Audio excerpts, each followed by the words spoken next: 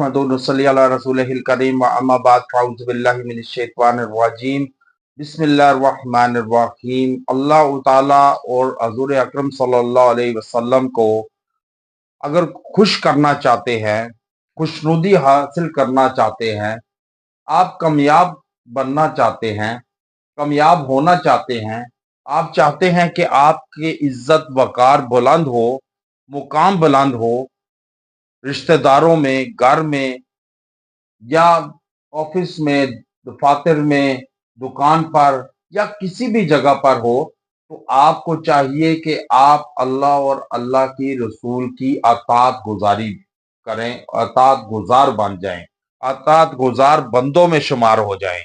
जब आप अल्लाह के कुर्ब में होंगे तो आपके बिगड़े काम बनना शुरू हो जाएंगे, संवरना शुरू हो जाएंगे, और जितने काम आपके अटके लटके हुए हैं वो काम भी बनना शुरू हो जाएंगे। अब क्योंकि हमारा याद रखें कि 3 काम आप ऐसे कर लें कि जो आप अगर ये 3 काम आप में आ जाते हैं, आपकी जिंदगी में, आपकी जो है वो अमली जिंदगी में अमली जामा पहना लेते हैं, तो याद रखें फिर आप कामयाब लोगों की फहरिस्त में शामिल हो जाएंगे अल्लाह और अल्लाह के रसूल की नजर में। अब पहले नंबर पे क्या है कि पहले नंबर पे कि इंसान धोखाधड़ी से महफूज रहे, इंसान के हाथ से दूसरा मुसलमान भाई महफूज रहे। धोखाधड़ी आज शैतान ने धोखे में डाला हुआ है। इंसान थोड़े से माल के लिए अपने भाई को धोखे में डाल देता है, धोखा दे देता है, बहन भाइयों को, माँ बाप को, रिश्तेदारों को, चाचा को, मामुओं को, और बिल्कुल कदर नहीं करता। इस धोखे से बचें। ये धोखा इंसान को इस दुनिया के धोखे में रखा हुआ है कि जो इंसान अपने आप को कामयाब समझता है लेकिन दर हकीकत नाकाम होता है, क्योंकि जो अल्लाह की नजर में नाकाम है वो दुनिया में भी नाकाम है और आखिरत में भी नाकाम है। दूसरे नंबर पे इंसान अमानतदार होना चाहिए। अगर कोई अमानत आपके पास रखाता है, अमानत देता है, तो उसके पासदार बने, उसको जाया करने वाले। आजकल तो जो अमानत देता है उस पर मजीद उसको इस्तेमाल में ले आते हैं, खाना शुरू कर देते हैं, उसको लगाना शुरू कर देते हैं, तो ये अमानतदार बने। तीसरे नंबर पे पड़ोसियों का ख्याल रखें, और पड़ोसियों का भी ख्याल रखें कि अगर बाहर आप खुशगवार जिंदगी बसर करके जब घर लौटते हैं तो बीवी बच्चों के सामने जब जाते हैं तो हाइपर हो जाते हैं, लड़ाई झगड़ा मार कुटाई। तो ये सबसे बड़ा जो पड़ोसी आपका है वो है आपकी बीवी। अगर आप अपने पड़ोसी के साथ, अपनी जो साथ बीवी है उसके साथ एहसन तरीके से, खुशगवार माहौल से, प्यार मोहब्बत अखलाक से रहते हैं तो आप कामयाब हैं, अल्लाह की नजर में भी, अल्लाह के रसूल की नजर में भी। तो इसलिए ये लाजमी करें। और जिक्र अज़कार को, चौथा, जिक्र अज़कार अपनी जिंदगी में रखे।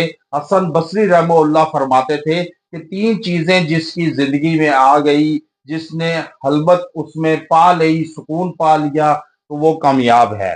पहले नंबर पे जिक्र। जब इंसान जिक्र की कसरत शुरू कर दे तो वो कामयाबी की जमानत है। दूसरे नंबर पे जब आपका कुरान पढ़ने में दिल लगना शुरू हो जाए तो आप कामयाब हैं। तीसरे नंबर पे इंसान जब कुरान पढ़ना शुरू कर दे, उसमें जो है वो दिल लगना शुरू हो जाए और इंसान को उसमें पढ़ने में सुरूर आए। तीसरे नंबर पे इंसान जब नमाज में सुकून आए, नमाज पढ़ना शुरू कर दे, तो समझ लें कि आपकी कामयाब हैं और अल्लाह की तरफ से कबूल हो चुके हैं।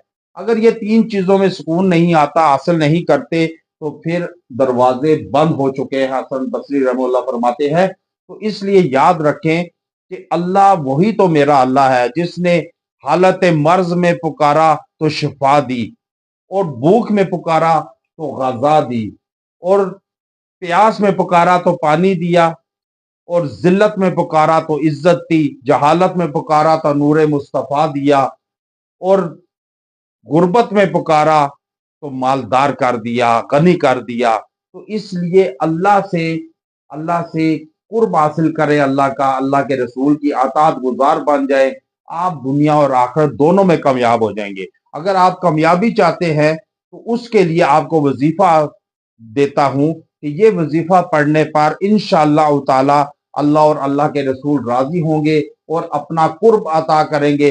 दुनिया और आखिरत दोनों में आपको कामयाबी मिलेगी। वो क्या है कि आपने हर नमाज के बाद हजरत मुआज रजी अल्लाह तआला अन्हु को हजूर अकरम सल्लल्लाहु अलैहि वसल्लम, ऐ मुआज, मैं तुझसे राजी हूं और मैं तुझे बताना चाहता हूं कि हर फर्ज के बाद, नमाज के बाद इसको पढ़ा।